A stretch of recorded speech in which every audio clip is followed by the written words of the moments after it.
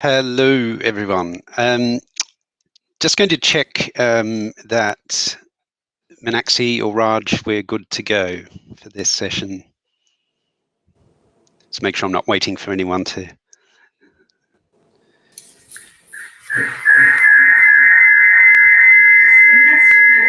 Some echoes there. This is a special kind of sound test to make sure you're. Okay, I think we're good to go. Yes, we're live and we're underway. Wonderful. So welcome to this session, which is called The Power of Embracing Love and Empathy to Better Understand Our Differences Through Leadership and Allyship.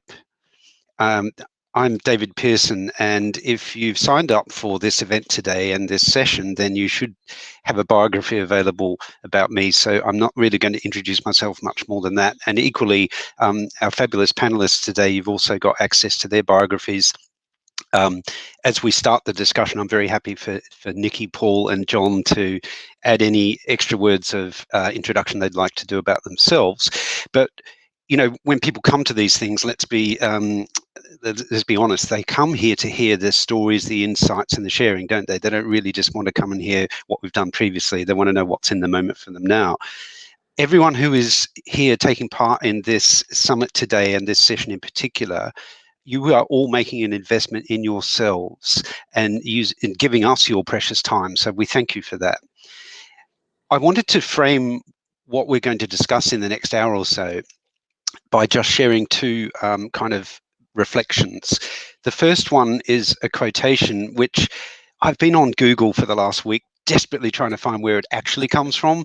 And it's one of those ones where no one has yet done a sort of Snopes on it or a whatever, or a proper Reddit to tell me the source. So I've got multiple sources. I don't know who made this quotation, but I think it's quite a good one. It goes right back, apparently, to Plato, according to some people, whereas others say it was sort of made up about 10 years ago. But it says this: opinion is really the lowest form of human knowledge. It requires no accountability, no understanding. The highest form of knowledge is empathy, for it requires us to suspend our egos and live in another's world. It requires profound purpose, larger than the self kind of understanding. So I thought that was a useful frame, because as we discussed today, the power of embracing love and empathy, we may not have thought about the fact that actually empathy is a form of knowledge, and the ability to stand in the shoes of another and understand their experience gives us access to that knowledge. So that's the first piece of framing. The second bit I wanted to share is why on earth this topic, because it's a slightly unusual topic, and certainly some of the questions, we've got 3 questions we're going to cover in this session before we take your questions. And one of the questions we're going to ask is, why is the word love taboo in the workplace? So why this strange obsession around love? Well, it was about 2 years ago, I think, when I was attending some events. One of them was hosted by the Bank of England. And I had a moment of insight where I thought, yes, why do we never mention love in the workplace? Or when we do, it's in a fairly trivial context of kind of, oh, well, I love my job, or, you know, I love my dog. We don't have that sense of love that we have in our personal life brought into the workplace, do we? We kind of need to leave it at the door. And so I've been worrying away at this question for a couple of years now, and I keep raising it in all sorts of forums, online and in person when we were able to do that. And it's often electrified the room, because people stop and think, yes, why do we not talk about love in that way? So the aim of today is simply to explore that a bit in the context of leadership and allyship. So the 3 questions, and sorry, just to one last piece on that. When I did flag this question on a forum a couple of months ago, I had 2 interesting responses. One was someone who said, well, I suppose we don't talk about love in the workplace because it would be unprofessional. And my response to that was, what a sad world we live in, where one of the things that makes us the most human, i.e. love, is something that we're not allowed to talk about at work or live or experience. And of course, the love we're talking about here is not the trivial, romantic, sexual love. It's not that kind of, there's a place for that in the workplace too. And obviously many romantic attachments form, but I'm talking about all aspects of love and the very deep, selfless love. So that was my first response. The second thing was, someone said, well, if we talk about love all the time, it cheapens it.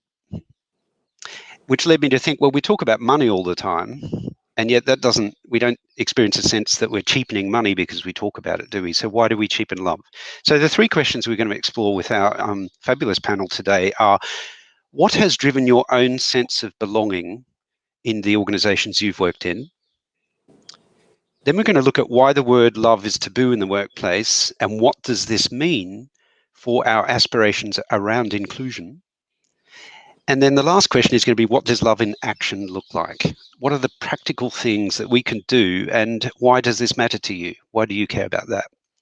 So I'm going to take each of these questions in turn, and we're going to explore through the stories and insights of Nikki and Paul and John to help you understand that. But I do hope that today you leave this session with some unanswered questions.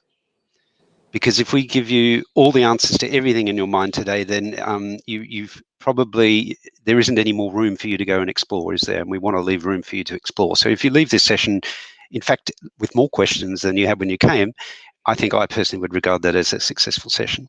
So I'm going to invite Nikki to start us off, because Nikki, you shared a really interesting perspective when we were chatting about this event today, and the fact that kind of because of the nature of the roles you've had and your interim role, that gives you a different perspective on what it's like to feel like you belong in an organization. So I should probably explain. So I run my own business, which is called Vincis, which I started in 1997, and we've kind of run it for a long time now.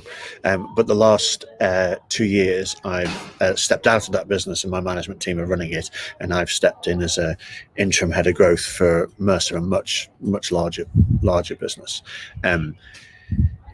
So when you're the head of an organization and everybody works for you, it's hard not to feel like you belong because it's yours. And it's far more interesting that they feel like when I transitioned at work, 9 people left the organization because they didn't want to work for a I think they misheard me and thought I might have said trainee and decided it wasn't going to work. So clearly my transition made other people feel like they didn't want to belong and didn't want to be included. My interesting observation is I was trying to drive a culture change in the business, and once they left, we succeeded. They turned out to be the lodestones that were holding back the I think enhancement of the culture. And when I stepped into Mercer 2 years ago, it was supposed to be for an 18-month contract, and I really kind of genuinely believed I was coming in as an interim. I was going to do a job, get them to where they needed to be, and then go and do this for somebody else. And I think a couple of things have happened. The first thing is actually fallen in love with the business. Like I really genuinely like the company I am now working for. I love the people, and I really want it to succeed. And so we extended the contract for another year, and now we're negotiating about potentially making it permanent. And that's because I think the level of acceptance that I've found here at Mercer has been quite kind of overwhelming. I think I think part of the reason they brought me in is sticking a trans woman on the board is pretty sort of very positive statement to everybody else. But I think it took us all, including my boss, who's a wonderful guy called Benoit Houdon. We ran a conference last year where we were talking about how we're reshaping the business around delivering value to our customers. We had 2,000 people. There's 4,500 people in the Mercer in the UK, and there's 2,500 that fit in our kind of bit of wealth. And we had 2,000 people on the webinar. And at the end of it, the pair of us got an email from somebody really very junior in the organisation, saying they thanking us for the conference and telling us they felt inspired because they felt that seeing me on the leadership team and seeing the leadership team's acceptance of me made them feel like one day they could also belong and they could also bring them whole selves to work. And I think for me, that's the trick, isn't it? Like if people feel like they belong, if people feel like they're included, then the organization gets the best out of them. And Nikki, I mean, there are so many fantastic examples there you've given of the power of love and being there, your presence there, to then drive change around someone then saying, actually, I can feel that I can belong, I can see you belong. But the flip side of that you've hinted at is, for some organizations, as you said, around culture change, there comes a moment where it's clear that actually you don't belong. And there's that sort of thought that, well, actually, if an individual's values are so at variance to that culture, and it's an inclusive culture in that firm, and they don't feel comfortable with that, then actually it is time to move on. And that's how things are. I think that also I'm aware very much that when a trans person joins a board, when the first woman joins an all-male board, there are it really dramatizes, doesn't it, and highlights how is that person treated by the other board members. Are they fully accepted and treated as an equal on that board and listened to, or are they kind of there as a, well, we've got a trans person now, but in reality you're there as a token, the other people still do all the decision making. You mentioned something really interesting around pronouns when we spoke previously, and I know often in the trans context it's about the pronouns of like, what do I like to be called? But your mention around pronouns was more what pronouns you've been using, and how you had that moment where you went from kind of treating it a bit like you were an outsider and then realizing one day you did belong. Do you want to just tell us a bit about that? Well, so those people looking will see that the three of you all rather beautifully put your pronouns in, and I don't. And I have a very simple reason for that. Your choice of pronouns for me tells me more about you than it'll ever tell you about me. And so it is a very good way, I feel, to work out whether people have made that mental shift or not. And I don't mind people making a mistake. I actually don't mind what people choose. Like, it's your choice, but it's a reflection of you, not me. What's interesting is non-trans people, the three of you, you put your pronouns on your emails, I believe, as an expression of solidarity to people like me. Which is beautiful and lovely. But I would never ask other people to do that. That's your choice. You've made a decision to want to make an expression of support for the trans community. Although I should point out, like, we're 0.3% of the population. Like, the number of trans people in your organization is tiny compared to any other minority group you might want to pick. It's you need a room full of 600 people to find one of me. Like, it's we're very small. So it really isn't about the message you're sending to trans people. It's really the message you're sending to everybody else about what you care about trans people. And that's more important, because what that says is, look, if you're okay with me, then maybe you're okay with whatever the thing is that makes that person different as well, that they don't share with anybody, because it's not common to talk in the workplace about the fact you've got a dungeon below your bedroom or whatever it is. Like, whatever your secret is, like, it's okay, because look, it's okay for me to be me. And your expression of pronouns is a very public statement that you support the entirety of diversity.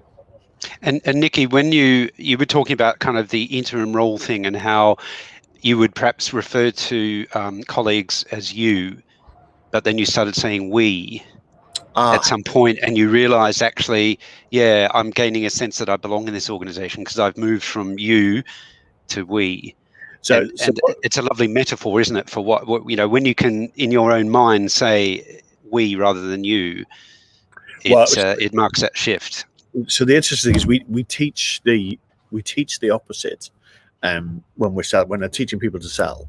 Like, when you stand in front of a prospect and say, we will do this, we will do that, we will do the other. It's a peculiarity of the English language that we used to be two words, thee and thou, and now meaning inclusive, exclusive. Now it is predominantly seen as exclusive. So when I say we will do this, the the implication is that me and mine will do this to you, not that we together collectively. I have to qualify the we by saying, well, we together as partners will do this. Yeah. And so we coach people to eliminate we from their sales pitches and to use the word you. So instead of saying we will do this, a better way of presenting the information is to say, well, you need to do this. If you could do that, you'd be able to do that. So we actually have a whole section in the training course that we deliver about moving from we to you. And we say, don't we all over your sales pitch. It makes it all about you, and they don't care about you, they care about them. So very sensitive about those two words. And yes, for the first 12 months at Mercer, it was in my head, it was them. Like, they were Mercer, they were the client, and so I would deliberately refer to them as you need to do, because that's it's what I teach. It's kind of why I say, you need to do this. If you did this, you could do that. And then there was a point about 12 months in when I caught myself in a meeting going, no, what we need to do is, and I went, oh, caught yourself out. Like, I have just metaphorically stepped in to their club. And that's a fantastic metaphor for the sense of belonging, isn't it? That basically you've stepped in, you are now in. Thank you, Nikki. I want to pick up with Paul, because Nikki, you framed this by saying, well, when you're the boss, you automatically belong. Paul, I know your story includes, founding your own organization. So given that you now lead the organization you founded, how did this question show up for you? What's driven your own sense of belonging within organizations you are part of? Well, good morning, everybody. And I think that I might well be the exception of the speakers, in the sense that love is all around me, to coin a phrase, in my workplace. And I think that as the founder of my charity over 30 years ago, what I was doing. Paul, just remind everyone what your charity is, please. Okay, so it's in my bio. That's why I wasn't mentioning it. So I'm the chief exec of LGBT Foundation, one of the largest LGBT service providers in the country. I just wanted you to I wanted you to give it a plug. That's why. Yeah, sure. I appreciate that. And also, really interestingly, in terms of demographic makeup of my charity, Nikki, you mentioned about 0.3% of the population is kind of like trans. There's a much larger portion of the population is non-binary, but actually 26% of my workforce are either trans or non-binary. And actually, I think I probably got one of the largest trans and non-binary teams, certainly in the country, and possibly much further afield. But I think that's because we provide a range of specialist trans and non-binary people services. So you're absolutely right. I use my pronouns out of solidarity and support, and to signal to the rest of the world that actually people's genders really matter, and people's self-identification really kind of like is important to them. But I think going back to your point, David, yeah, I mean, I came out, I had a dreadful kind of coming out. My family disowned me. I was no longer able to kind of like, complete my university degree. And so I ran away to Manchester and didn't know what the hell to do. And so therefore just founded an organisation, got involved in the Gay Centre, and created something that started in 1989 that is where it is now. So I think that part of what I was doing was creating a sort of like a family of choice around me, or as Armistead Maupin refers to it, a logical family. And that's still really important, even though sort of like, I'm now in contact with my family and stuff, and we have a good relationship. Actually, my logical family is still incredibly important to me. My family of choice is really important to me. And so therefore that sense of belonging, both as a gay man, a member of a broader community, and also as somebody that is trying to do the very best that I can to support members of my community that have kind of like, been really marginalized or discriminated, or actually kind of like experiencing real difficulty, so that we can indeed be there for people when they need us. I think that sense of belonging is absolutely hardwired into my professional DNA, and it's certainly hardwired into my team's DNA as well. I mean, my team regularly go above beyond. I mean, we have to spend a lot of time making sure that people put in really strong and healthy boundaries so that they can kind of like take care of themselves before they take care of others. So I think that certainly that sense of belonging has always been really, really powerful, and no more so than now, where so many parts of our community and our sector, the LGBT charity sector, is completely under assault and attack. So I think those sense of kind of like, you know, connections, that sense of belonging, that sense of love and affection and respect for each other is really, really, really important, more so now than probably ever before. And Paul, you know, that point you're making there around the LGBT community and the experiences we have made me think around the connection between love and belonging, because we, of all communities, know what it's like to be rejected for who we love and how we love, don't we? And so that power to understand the power of love and the power of what it's like to experience exclusion because of who we love is something we can harness to bring to back to the rest of the world and say, well, actually, you know, being able to love freely as a human is a really important insight and skill that enables us to be human, enables us to belong. And if we could bring some of that fresh air into the organizations we're in, it could be quite transformative. I love the fact that you highlighted kind of this point around boundaries too, you know, and you'd mentioned that in your early days when you would kind of recreate your family in the workplace, that perhaps you didn't manage your own boundaries as much as you could have. And now, as a caring and loving boss and CEO, you are mindful of that and you watch for that in your people. And I don't want to jump ahead to question 3, but clearly one of the things that love does in action is it looks out for other people, doesn't it? And it looks to make sure that they're getting that balance. I think the other thing that you mentioned was this idea of paying things forward, and how you've had a couple of people in your life who help to, you know, be mentors or father figures. Did you just want to talk briefly before we go to John about that idea? Well, I think it's really, really important for, you know, and it's really, really important that when we talk about love, we're not talking about sex. We're not getting those two things mixed up, because I think that certainly when I've spoken to a couple of my colleagues, my supportive, loving colleagues, that I'm talking about love in the workplace, they've sniggered, you know, and actually, you know, but we're talking about love in a sort of like, you know, a much more kind of like, you know, fraternal sense than sort of like, you know, sexual sense. So I think that like, you know, Paul, I think you made the point, Paul, that we're in English, we have a paucity of words, don't we? We just have that one word, love, whereas obviously Greek had multiple words for different types of love. I think that's what you mean, isn't it? There are different absolutely types. Yeah, absolutely. And I've been really, really, really lucky to have a huge number of people in my life, all of my life, that actually have been there for me and have taught me really valuable lessons. And they've either been there for a very particular issue, or they've kind of like, you know, been there for the long term. But actually, yeah, that whole sense of paying it forward, and it particularly manifested in a really good friend of mine who I'm no longer sadly in contact with, but for the longest period did so many things that a father should have done that mine never did.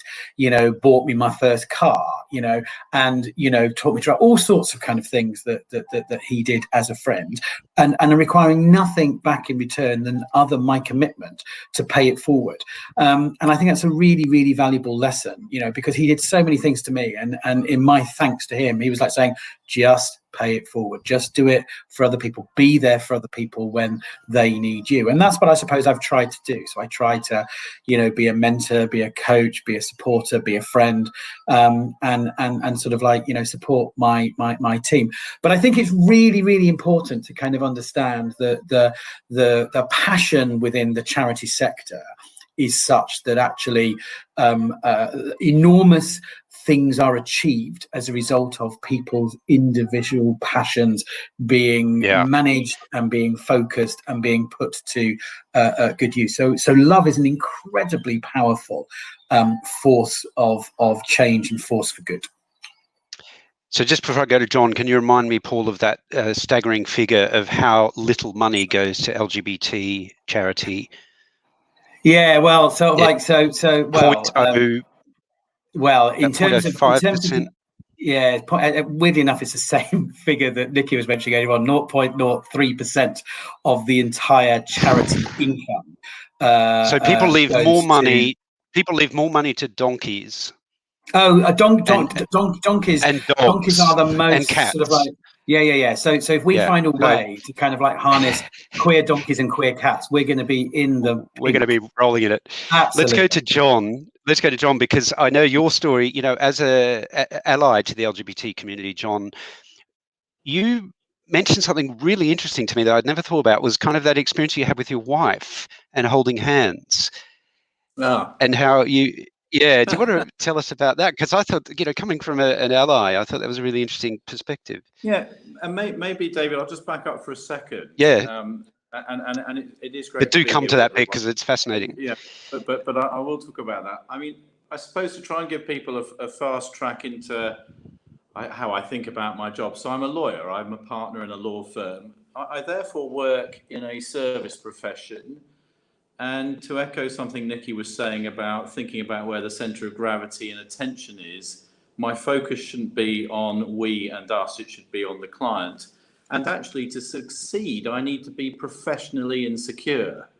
And I'm going to be doubly professionally insecure because I work in a profession where people split hairs, and where I'm coming to work each day, to some extent, expected to conceive and win arguments. And I know that I'll be having that argument or that discussion, I don't mean to dramatize it, with other people. So there's a sort of baked in insecurity, which then goes with a desire, particularly in the early stages of your career, I think, to fit in any way imaginable. How you dress, how you walk, how you talk, and so on. And of course, I was dealt a fairly full pack of ways of helping me to feel I would fit in. Although, interestingly, when I moved law firms, I felt more comfortable arriving in a firm which I felt was still on a journey of restlessly finding its own identity, and where we were growing more rapidly and more laterals were arriving, and it was more like a New York melting pot. So funnily enough,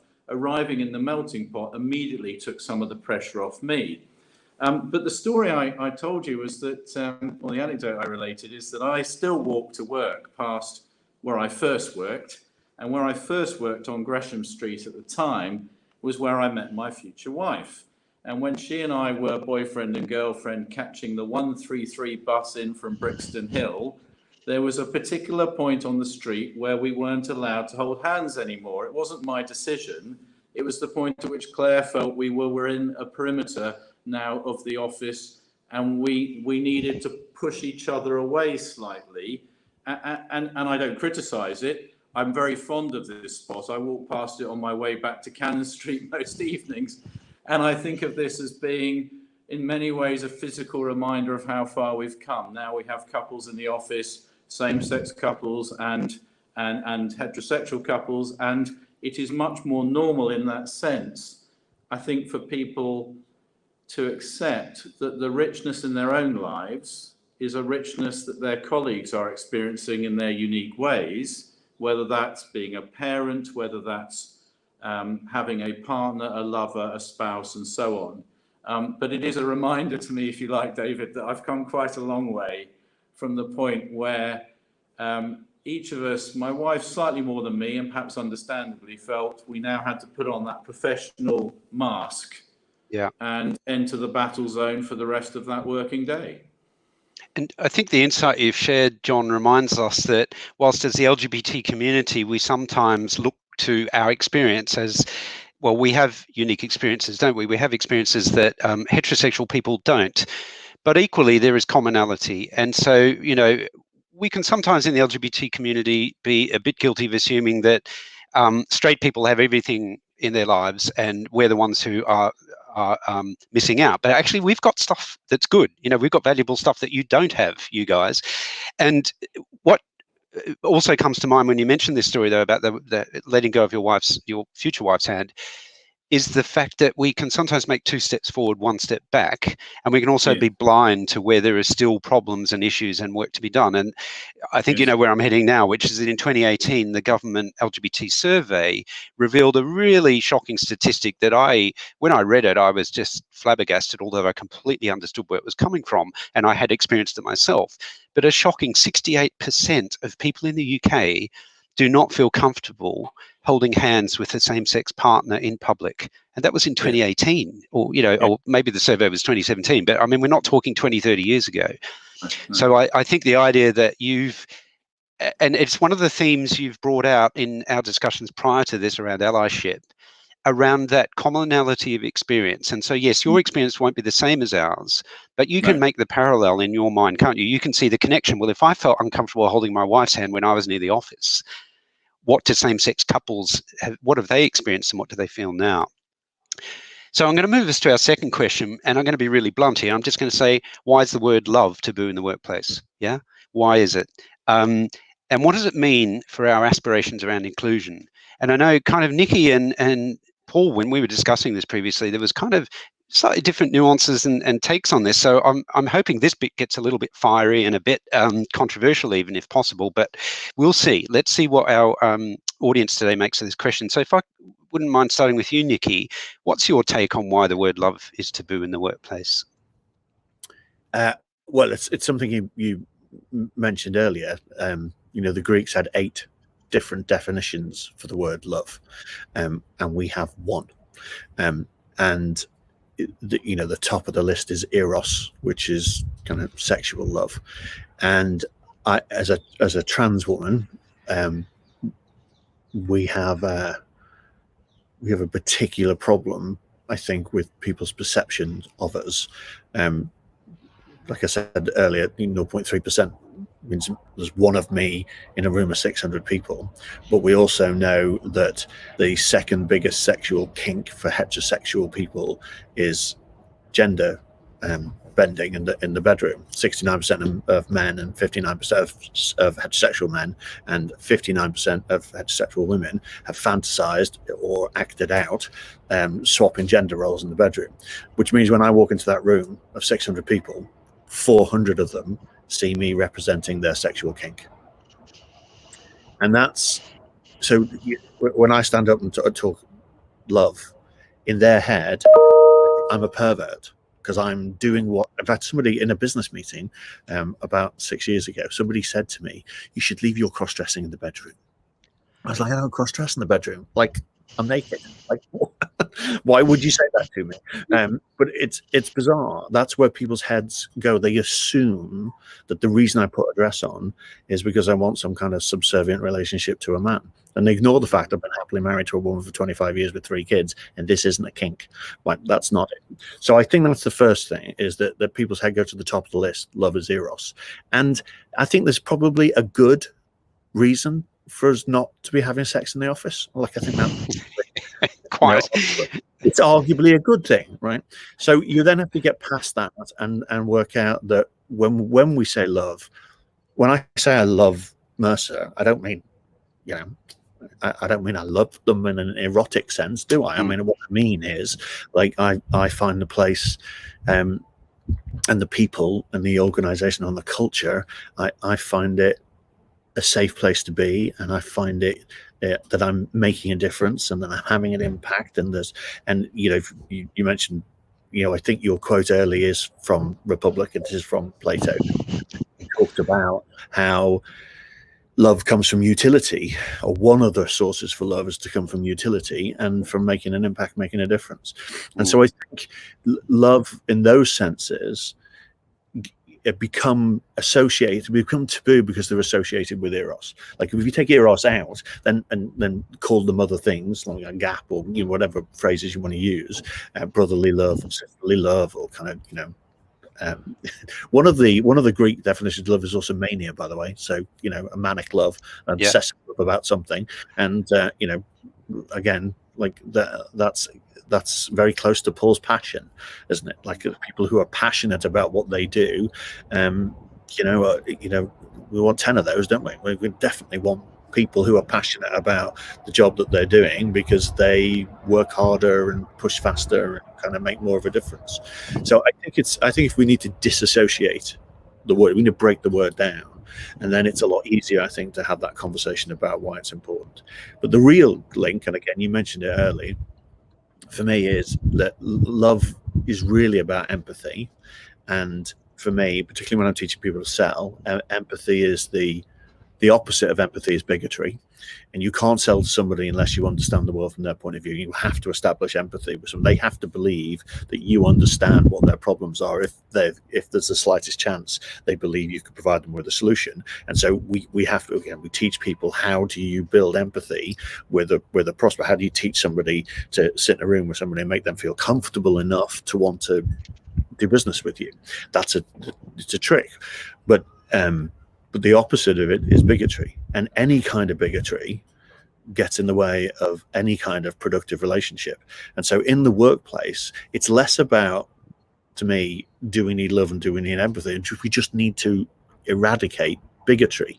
If we can eradicate bigotry and prejudice from it, then workplaces will get better and more productive and more useful, and organizations will get better. And that's why I think it's important, like it's kind of fundamental.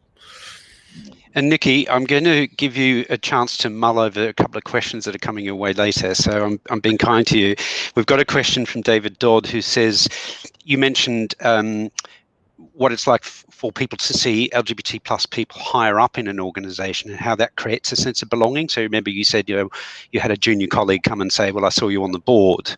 How can we be, all of us, more visible to our colleagues now that so much more of what we do is virtual and online? So that's one I'm going to give you now, Nikki, to think about, and we'll come back to you. So Paul, you expressed a couple of interesting things around this idea of kind of how you built your organization and your workplace sort of built on love, and how love, your workplace is all about love. And you also mentioned kind of this phrase, the love that dare not speak its name. How does that inform your understanding of why the word love is taboo in the workplace, and what does that mean? Well, I mean, that's a perfect segue to the point I wanted to start with, really, which is that both John and Nikki have talked in different ways about what it's like to be LGBT in the workplace. And I think that Nikki's point about eradicating bigotry and prejudice is absolutely kind of like on the money, because, recent surveys undertaken by Stonewall for its Diversity Champions program really clearly says over a third of LGBT people today, on this day in this country, do not feel comfortable or confident being out about their sexual orientation or their gender identity, because they're scared, they are concerned, they have fears, they don't feel safe. There's a whole range of different reasons why people don't feel they can bring their whole selves to work. And that's why there's sort of like, really, really significant programs of inclusion that are taking place within sort of like, the right-minded and sensible employers, particularly in the private sector and the public sectors, about how encouraging their staff to kind of like feel completely confident to be themselves within the workplace, and bring them their whole selves to the work, because it will enable them to be much more productive, in carrying out their work. So we need to understand why it is that a third of the British workforce don't feel safe to come out about being lesbian, gay, bisexual, or trans. So that's kind of quite significant. So, but my experience is very different. So I think that if I cast my mind back 32 years ago when I started this work, as a gay man living in the peak of the HIV epidemic, we had to talk about sex, and it was eros, love, that we had to talk about to stay alive. We had to have conversations that we'd never had before with our lovers and our partners and stuff, so that we could protect ourselves and protect them and stay alive. And we had to teach new generations of gay men and bisexual men to talk about sex and love and relationships, in order to kind of like, eradicate the pandemic that affected my community in a way that we didn't get the kind of like the widespread societal support that the current COVID-19 pandemic is kind of getting.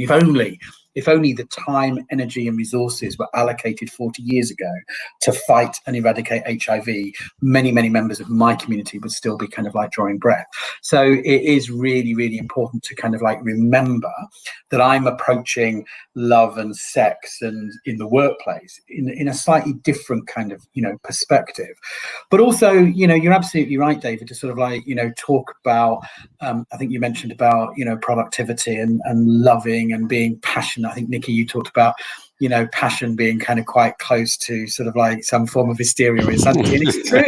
That's why I'm saying that actually we have to put in place really clear boundaries so that people that want to do good can continue to sort of like do positive work and not kind of burn themselves out. You know, so many people in the charity sector will sort of like throw themselves hell for leather at a cause or a passion project and sort of like, you know, burn themselves out in the process.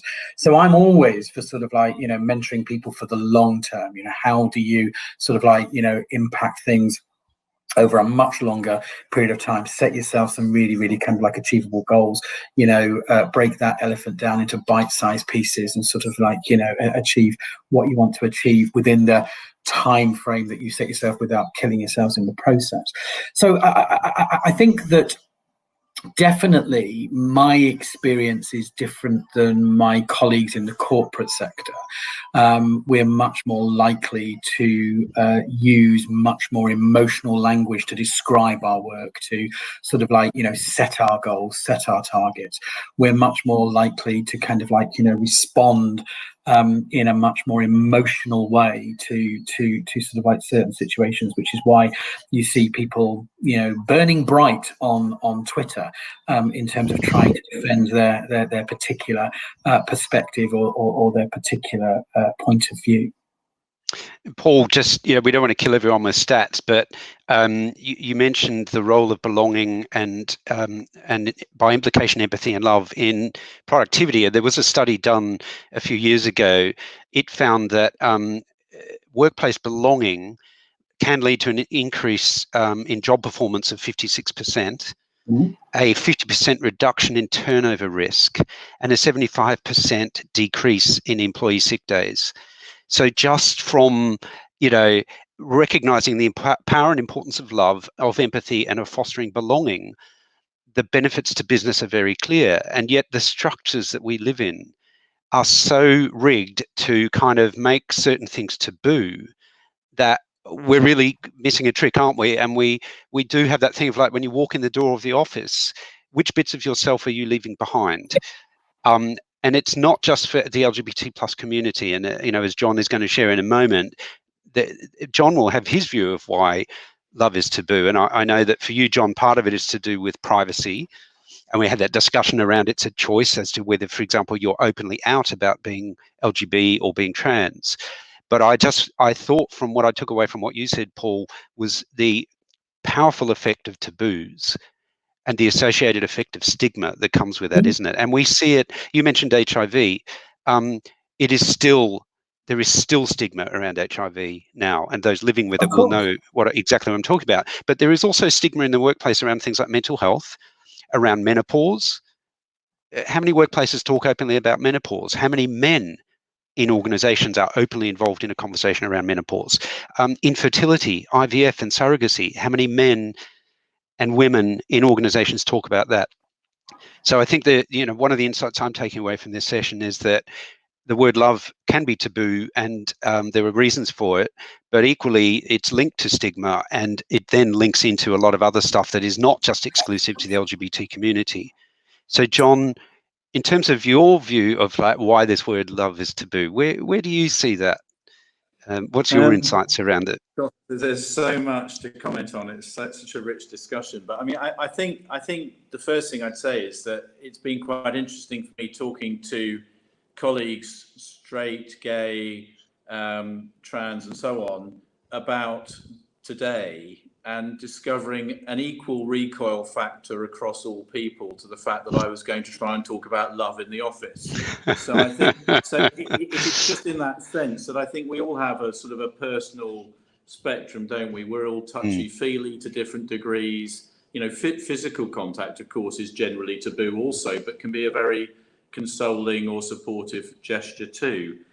So I think there is a sort of conservatism, and I find that when you talk to people, particularly if you want to talk to your colleagues about the necessity of enabling our people as a whole to love themselves, to accept themselves, to come to work as themselves, again, people feel quite uncomfortable about this notion that you've got to love yourself.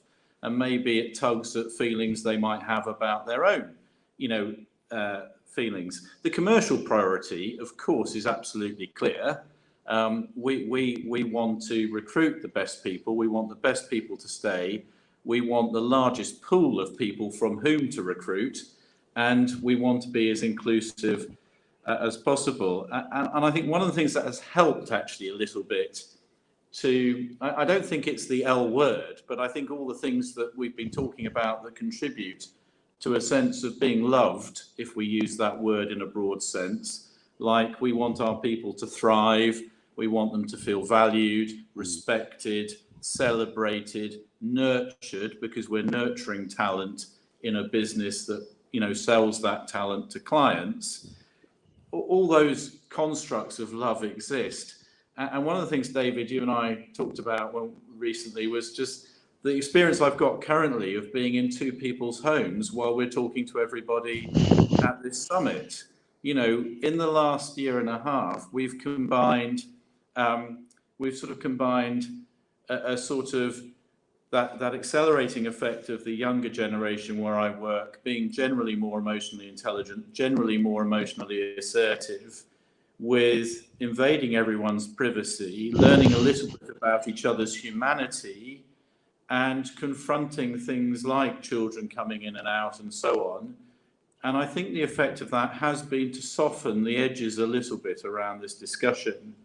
And one thing I just wanted to sort of say is that I think it's been interesting. Even this morning, I found myself reflecting on the fact that I think the people in our LGBT network have derived some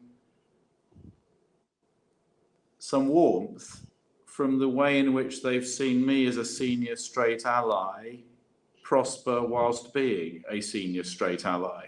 So I just wanted to add that component too to this conversation we were having earlier about visible leadership of all kinds. And, you know, I have a lanyard at work. Our LGBT network is called Iris. I'm normally wearing this all day. As you can see, it's got the rainbow. And to go back to Nikki's point about pronouns, all I'm hoping by wearing this around my neck and by having my pronouns is other people know that my mind is open. And then I hope that my behavior is curious. So can I just jump in? Last Pride, last year, I walked around the office, or it was 2 years ago now because nobody in the office last year, but and lots of people had Pride flags on their desk. And I went to everybody who didn't, and I said, it's either Pride flags, Pride lanyards, or Pride underwear. I'll be back tomorrow to check. Fantastic. That's that gives people, you know, some choices to mull over, doesn't it, over the following 24 hours? What am I going to do? Online ordering of rainbow underwear probably spiked through the roof in that period. John, I'm going to start in reverse order with you on this final question, so stay on the line, as it were, but you flagged something there at the end around kind of the role of visible leadership, and it just reminded me of something that Nikki said when we spoke about this session a little while ago, was something along the lines of, one of the things that leaders have a hard time doing is saying, I don't know, what do you think? Yes. Because when asked something, the typical thing is, well, the leader knows everything and is perfect. And actually, you know, a loving leader will say, I don't know, but what do you think? And just that small thing is a practical way, perhaps, of demonstrating love in action as a leader. But your one takes us to the world of music. So when you talked about what, you know, and by the way, the question for those who have forgotten, because I did mention the 3 questions earlier, but I'll just refresh everyone's memory. What does love in action look like? So what are the practical things, right? And so, yeah, yours was about music. How does that turn into an act of love? So it's funny, isn't it, how when you can't look ahead, you make certain commitments. So about 15 months ago, it occurred to me that whilst we were briefly in lockdown, it might be a nice idea for me to send an email to our LGBT network that was a little bit more homely. And as it happened, on the wall in front of me is a painting that my 9-year-old son at the time did of Mr. Blue Sky, the album. And so I thought, well, I'll just riff on Mr. Blue Sky, and I will out myself as a keen supporter of ELO. So I sent this email to the network, and 15 months on, I'm sending an email every 10 days to the network, and it's become a little bit more challenging to work out what to include and so on. But what was interesting was when I told the network in one of my emails that we would be talking about love today, I got some interesting feedback, and some people said, well, actually, it's very seductive. You combine your passion for music, your obsession with dad humor, which for those who aren't clear is a humour that just happens to have dad in front of it and isn't very funny. Your passion for things that are making you curious, making you tick. And when you share this with us in your slightly odd thought for the day way, once every week or 10 days, we feel loved by you. And I got that literal message from 3 different colleagues in 3 different countries, one of which is a country in which it is not safe to be out in the office. And this colleague just simply contacted me privately and said, every 10 days or so, I feel you're giving me a big hug. So that was really quite, I mean, actually, I'm feeling slightly goosebumpy telling you. That was very moving. And if I may, I'll just indulge with a second anecdote, which was that during LGBT History Month, we had a wonderful joint event with our race and ethnicity group, and people were sharing their personal stories. And it just happened that in that event, one of my colleagues, almost dismissively, or at least not in a very dramatic way anyway, told us all that he had got engaged at Christmas to his future husband, and the chat went ballistic. Everyone was sort of piling in with, you know, that's fantastic, congratulations. And I was thinking, I want this program to end. I want to ring him and find out more. I want to know whether it was bended knee. And I'm going to ask him, what's the convention when 2 men wish to propose to each other? I'm suddenly really curious about this. I've no idea. You know, I fulfilled a conventional expectation that I proposed to my wife.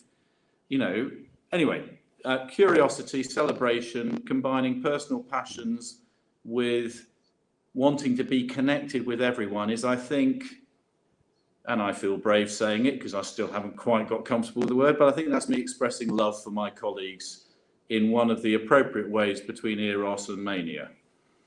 And it's really clear, John, that you project a love for that group. You convey warmth for others, and you convey humanity thereby. And I'm sure that their sense of belonging is the higher for it.